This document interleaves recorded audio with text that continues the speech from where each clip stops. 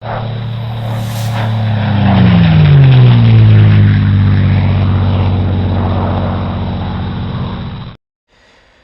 the second video, this is the World War II stuff, obviously my sort of forte as such, and the first one up is the famous Duxford-based Spitfire N2300, just simply coded with the QV, one of the Dunkirk evacuation Spitfires, and currently flying at Imperial War Museum, Duxford. So glad this has finally been done. It's got the black and white wing underneath, which looks stunning.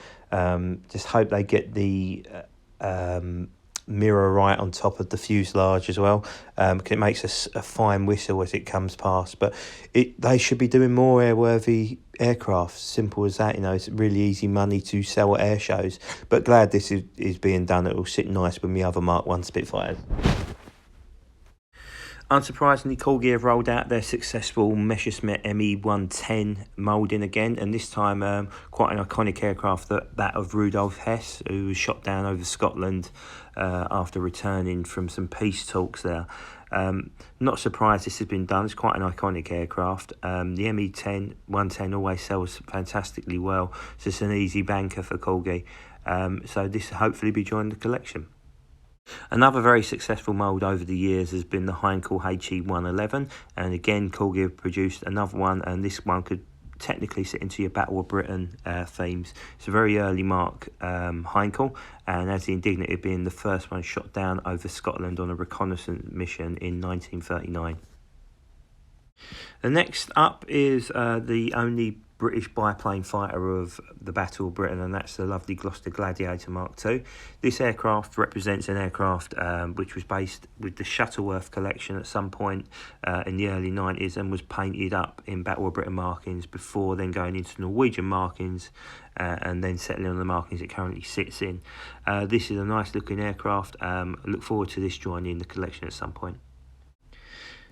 Surprisingly, Corgi haven't rolled out their Me-109E mould, but instead settled for the Gustav, and in this case the iconic pilot Hans-Joachim Marseille.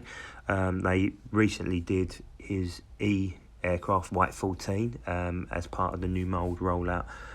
This is a desert-based aircraft, so for those who have got the Gemini F model, would make a nice complement to it. Next up is a rather successful mould as well over the years, and that's the lovely P-38. This time it's a Pacific-based aircraft in olive drab, representing one from Operation Vengeance, which was the shooting down of Admiral Yamamoto in the Betty bomber. It's a shame there isn't a Betty bomber to go with it. It would have been nice to see Corgi do something new, but realistically it probably wouldn't have been a brilliant seller.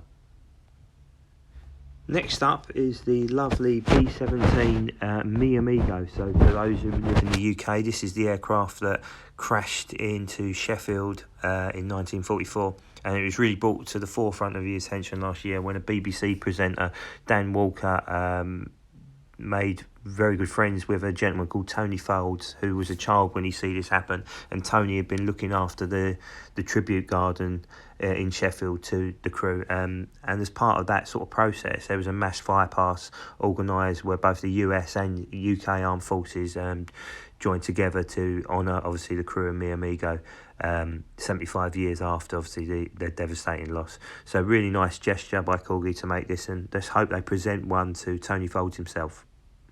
Next up is a lesser seen version of the B-25 that we've seen over the years, and that's the B-25J with the solid nose and cannons. This one represents the B-25J Betty's Dream, which was one of two B-25s that met the Japanese delegation surrendering officially to the Allied forces on VJ Day before being transferred to Manila in the Philippines. There is an airworthy version of this being flown in the States, so it's nice to see another airworthy aircraft represented within the models. The last aircraft and probably most iconic of the lot is PA-474, which is the Battle of Britain Memorial Flight Avro Lancaster, and this is in its current guise of Thumper, the Australian represented aircraft. It's a really nice rendition of an iconic aircraft, and for those who collect the Battle of Britain Memorial Flight aircraft, it is a must. Curiously, the price has gone up by about £30 to over £150 now for this model, so I don't know how that's going to affect sales, but it's certainly one for most Bomber Command Fanatics lists. Okay, thanks for watching video 2. That's all the warbirds and World War II out of the one. I have to do the jets and the remaining